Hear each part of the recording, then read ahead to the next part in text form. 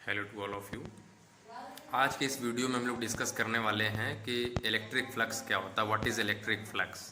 तो पहले मैं आपको इसका डिफिनीशन बता देता हूँ, what is electric flux. Electric flux होता है क्या, कहने का मतलब ये है कि अगर आपके पास कोई एक एरिया है, कैसा एरिया है, क्लोज्ड सरफेस एरिया है, और इस एरिया से कुछ इलेक्ट्रिक फील्ड लाइन क्या कर रही हूँ, पास कर रही हूँ, तो इसका इलेक्ट्रिक फ्लक्स क्या होता है। तो इस एरिया से जो total line of electric field pass करती हैं उसे ही क्या कहते हैं, इलेक्ट्रिक फ्लक्स कहते हैं।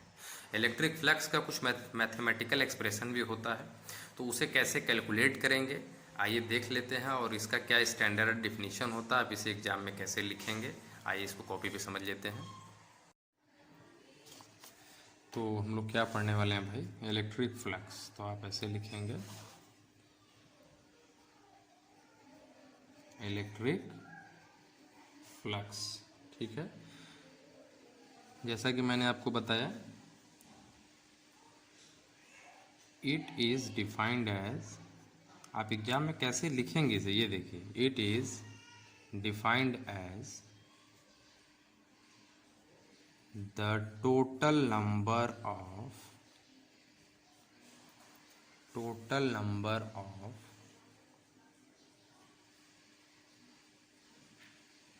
Electric field line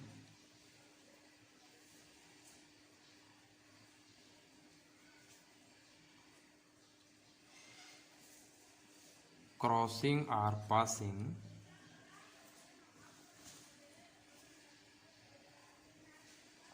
with considered area,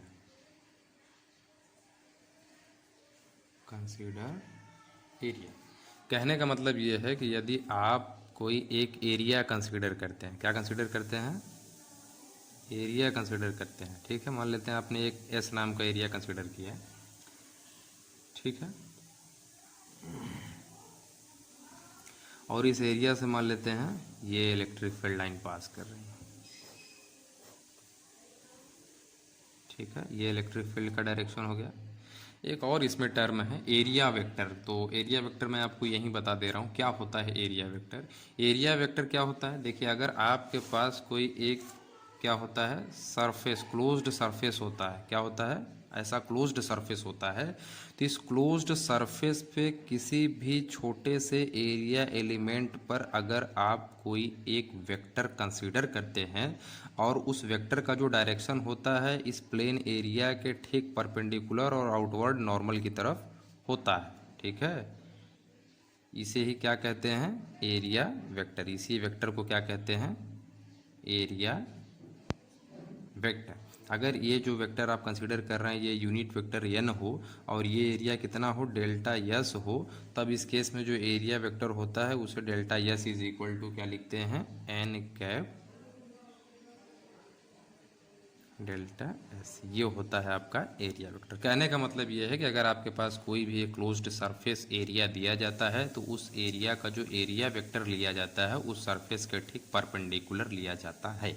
कहने का मतलब ये है कि अगर ये आपने, जैसे आप समझ रहे थे कि इलेक्ट्रिक फ्लक्स क्या होता है, तो इलेक्ट्रिक फील्ड का तो डायरेक्शन भाई ये हो गया। अब इस ये जो यहाँ पे आप देख रहे हैं ये क्लोज्ड सरफेस एरिया आपको दिया गया है, डेल्टा एस मान लेते हैं ये है, तो इसका भी तो कोई एक डायरेक्शन जो कंसिडर किया जाता है उसे ही क्या नाम दिया जाता है, एरिया वेक्टर का नाम दिया जाता है। और ये क्या होता है, इसके ठीक परपेंडिकुलर होता है। तो हम लोग क्या करेंगे, इसके ठीक परपेंडिकुलर ये ले लेते हैं और एक यूएन यूनिट वेक्टर कंसिडर कर लेते हैं, जो कि ये क्या होता है, एरिया वेक्टर के ठीक परपेंडिकुलर होता है, यानी कि नॉर्मल होता है इसके, ठीक है।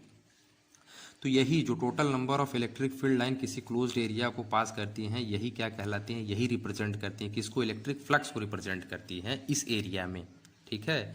तो इलेक्ट्रिक फ्लक्स को रिप्रेजेंट करते हैं फाई से, किससे रिप्रेजेंट करते हैं, फाई से। चूँकि आपने एरिया बहुत स्मॉल कंसिडर किया है तो इसकी वैल्यू क्या हो जाती है, डेल्टा के बराबर होती है, यानी कि डेल्टा यहाँ लिख दिया जाता है। अगर ये वैल्यू बड़ी होती है तो यानी पूरे एरिया के लिए, अगर किसी का भाई एरिया एलिमेंट आप कंसिडर यहाँ पे कर रहे हैं ना, अगर एरिया एलिमेंट ना कंसिडर करके पूरे एरिया को कंसिडर करेंगे तो डेल्टा एस ना लिख के क्या लिखते हैं, एस लिखते हैं। चूँकि एरिया छोटा सा आपने कंसिडर किया है तो इसके वजह से जो इलेक्ट्रिक फ्लक्स मिलेगा उसकी वैल्यू भी क्या मिलेगी, बहुत छोटी मिलेगी, इसलिए इसे डेल्टा फाई से रिप्रेजेंट करते हैं।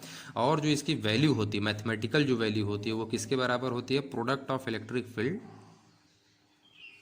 एंड एरिया,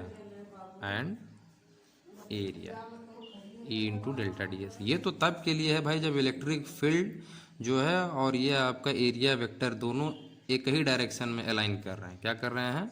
एक ही डायरेक्शन में अलाइन कर रहे हैं। लेकिन अगर जो इलेक्ट्रिक फील्ड आपका है और ये एरिया वेक्टर आप देख रहे हैं, इन दोनों के बीच में अगर थोड़ा बहुत एंगल सब्स्टिट्यूट होने लगे या सबटेंड होने लगे, तब वहाँ पे इलेक्ट्रिक फ्लक्स की वैल्यू क्या होगी? तब यहाँ पर इलेक्ट्रिक फ्लक्स की वैल्यू क्या होगी? ये हमारे लिए क्या है? चैलेंजिंग। ये तो भाई बहुत इजी हो गया है। इलेक्ट्रिक फ्लक्स की वैल्यू किसके बराबर होगी? Generally product of electric field passing through the given area. जितने एरिया से इलेक्ट्रिक फील्ड लाइन पास कर रहे हैं उसका आप गुणा कर देंगे तो आपको वहाँ पे इलेक्ट्रिक फ्लक्स की वैल्यू मिल जाएगी। लेकिन अगर आपके पास कुछ इस तरीके का कंडीशन दे दिया जाए,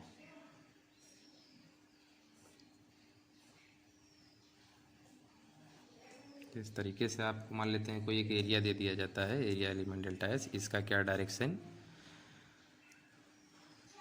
एरिया वेक्टर मान लेते हैं इसका ये एन कैप है जो कि इसके क्या है? ठीक परपेंडिकुलर है। ठीक है, अब मान लेते हैं कि जो इलेक्ट्रिक फील्ड लाइन है उसका डायरेक्शन क्या है? अलॉन्ग द एरिया वेक्टर ना हो के क्या हो जाए? एरिया वेक्टर से कितना एंगल सब्स्टिट्यूट करने लगे? थीटा एंगल सब्स्टिट्यूट करने लगे। तब इस केस में भाई जो इलेक्ट्रिक फील्ड लाइन का resultant along the area vector होगा उसके वजह से ही सिर्फ हमें इलेक्ट्रिक फ्लक्स मिलेगा। तो इसका मतलब ये हुआ कि ये जो electric field line E vector जो इस डायरेक्शन में जा रहा है अलॉन्ग ओ ए मान लेते हैं, तो इसका हमें कंपोनेंट निकालना पड़ेगा किसके अलॉन्ग? जेड पी के अलॉन्ग। मान लेते हैं इधर जेड और ये पी है, तो जेड पी के अलॉन्ग इसका रिजल्टेंट क्या आएगा? फिर हम लोग क्या करेंगे? इस ई वेक्टर को रिजॉल्व कर देंगे टू कंपोनेंट। ठीक है, एक जेड पी में और एक जो कि अलॉन्ग द एरिया होगा जेड एम मान लेते हैं। ये क्या है? एम। तो इसको दो कंपोनेंट में तोड़ देंगे। तो हमने आपको बताया हुआ था क्लास 11th में, हमने नहीं बताया होगा तो आपने पढ़ा होगा। आपके पास अगर कोई एक ए वेक्टर होता है रिजोल्यूशन ऑफ वेक्टर, और ये एक्स एक्सिस हो, ये वाई एक्सिस हो, और ये जो ए वेक्टर आपका ये थीटा एंगल बनाता है एक्स एक्सिस के साथ, तब उस केस में जो ए वेक्टर को रिजॉल्व किया जाता है, इसका क्या प्रोसेस होता है? थीटा वाली साइड के अलॉन्ग क्या होता है? हॉरिजॉन्टल कंपोनेंट कहलाता है। और ये किस में कंपोनेंट टूटता है? ए कॉस थीटा में ब्रेक होता है, और ये किस में ब्रेक होता है? ए साइन थीटा में ब्रेक होता है। इसे हॉरिजॉन्टल कंपोनेंट कहा जाता है, जबकि इसे क्या कहा जाता है? वर्टिकल कंपोनेंट कहा जाता है। तो ठीक इसी तरीके से अगर ये जो इलेक्ट्रिक फील्ड आप देख रहे हैं जो कि अलॉन्ग ओ ए डायरेक्शन में है, तो इसको अगर हम लोग ब्रेक करेंगे तो थीटा वाली साइड कौन सी है? जेड पी है। तो इस डायरेक्शन के अलॉन्ग में जो आपको मिलेगा वो क्या होगा? हॉरिजॉन्टल कंपोनेंट होगा। क्या होगा? हॉरिजॉन्टल कंपोनेंट होगा। और इसकी वैल्यू क्या होगी भाई? ई कॉस थीटा हो गया, और एक ठो क्या होगी? ई साइन थीटा होगी, ई साइन थीटा होगी। तो इस वेक्टर के अलॉन्ग कौन सा कंपोनेंट हमें मिल रहा है? ई कॉस थीटा, और ये तो दूसरे डायरेक्शन में चला जा रहा है, तो इससे मतलब हमें होगा नहीं। तो अभी इस केस में अगर आपसे इलेक्ट्रिक फ्लक्स की वैल्यू पूछा जाएगा तो आप क्या बताएंगे भाई? फाई ई का रिप्रेजेंटेशन, इलेक्ट्रिक फ्लक्स को जनरली रिप्रेजेंट करते हैं फाई ई से। ठीक है, तो फाई ई चूंकि थोड़ा सा एरिया एलिमेंट हमने कंसिडर किया है, तो delta phi E is equal to क्या हो जाएगा? E vector E cos theta है, cos theta into delta S. ठीक है, यह delta phi E is equal to E delta S cos theta हो जाएगा। ये तो थोड़ा सा जो आप यहाँ पे एरिया एलिमेंट कंसीडर कर रहे हैं डेल्टा एस, इसके वजह से इलेक्ट्रिक फ्लक्स की वैल्यू थोड़ी सी निकल के आ रही है फाई ई। लेकिन अगर हमें पूरा एरिया एलिमेंट जो पूरा सरफेस आप देख रहे हैं, क्लोज्ड सरफेस देख रहे हैं, इसके वजह से अगर इलेक्ट्रिक फ्लक्स की वैल्यू कैलकुलेट करनी हो, तब इस केस में क्या कर देंगे? दोनों तरफ को इंटीग्रेट कर देंगे। और इंटीग्रेशन का प्रोसेस क्या होगा? ये एरिया कैसा है भाई? क्लोज्ड सरफेस है ना, तो इंटीग्रेशन हमारा कैसा होगा? एरियल इंटीग्रेशन होगा। है क्लोज्ड इंटीग्रल का ये सिंबल होता है, जो मैंने जीरो लगा दिया तो ये रिप्रेजेंट कर रहा है कि हम लोग कैसा इंटीग्रेशन कर रहे हैं? क्लोज्ड इंटीग्रल, यानी कि ऐसा इंटीग्रेशन कर रहे हैं जिसका कि एरिया कैसा है भाई? क्लोज्ड। आप देख सकते हैं ये फिगर कैसा है? बंद है। तो अब इस केस में जब इसे हम लोग इंटीग्रेट करेंगे तो क्या हो जाएगा? डेल्टा है, इसको इंटीग्रेट करेंगे तो हमें पूरी वैल्यू मिल जाएगी इलेक्ट्रिक फ्लक्स की, तो ये फाई ई हो जाएगा। और इधर क्या हो जाएगा? Integral over E D S cos theta. ये क्या होता है? इलेक्ट्रिक फ्लक्स की वैल्यू के लिए मैथमेटिकल एक्सप्रेशन होता है, और इस फॉर्मूले का यूज करेंगे हम लोग गॉस थ्योरम में। ठीक है, जो कि नेक्स्ट पॉइंट हमारा होगा, और इस पर न्यूमेरिकल भी आता है। तो ये कैसे करेंगे? क्या होगा मैथमेटिकल एक्सप्रेशन, कैसे डिराइव करते हैं, क्या होता है इलेक्ट्रिक फ्लक्स, इसे आप डिफाइन इस तरीके से कर सकते हैं